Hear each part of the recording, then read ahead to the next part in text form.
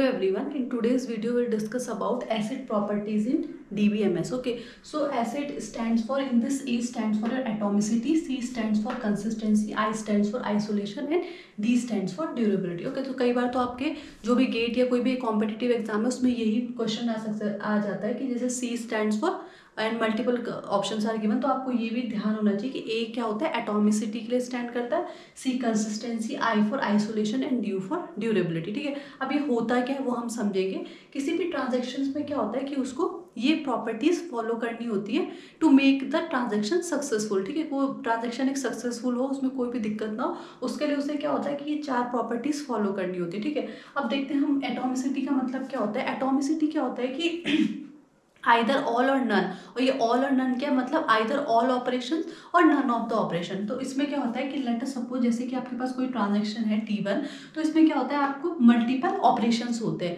तो इसमें अगर कोई भी ऑपरेशन कमिट से पहले अगर कोई भी ऑपरेशन फेल हो जाता है तो बाकी सारे ऑपरेशंस भी रोल बैक हो जाते हैं, वो ट्रांजेक्शन सक्सेसफुल नहीं होता है, वो दोबारा से फिर से स्टार्ट होता है. तो एटॉमिसिटी सिंपल क्या है कि कोई भी ट्रांजेक्शन है उसमें मल्टीपल ऑपरेशन है, अगर कोई भी एक ऑपरेशन आपका फेल होता है तो वो जो बाकी ऑपरेशन है वो रोल बैक होते हैं और ये इस ट्रांजेक्शन को आप फिर से ट्रांजेक्शन स्टार्ट होता है. ठीक है, दूसरा आता है आपका कंसिस्टेंसी. ठीक है, कंसिस्टेंसी का मतलब क्या है, सिंपल से बिफोर ट्रांजेक्शन और आफ्टर ट्रांजेक्शन जो आपका डेटा है वो सेम होना चाहिए. ठीक है, जैसे लेट अस सपोज यहाँ पे T1 T2 दो ट्रांजेक्शन है, इसमें क्या पहले हमारे पास क्या x की वैल्यू 200 है, y की 300 है. ठीक है, और उसके बाद हमारे पास क्या ऑपरेशन परफॉर्म हो कि x से हमने 100 माइनस किया तो x अब 100 हो गया आपका, और वो y पे हमने जो क्या है 100 ऐड किया तो y अब 300 से आपका 400 हो गया.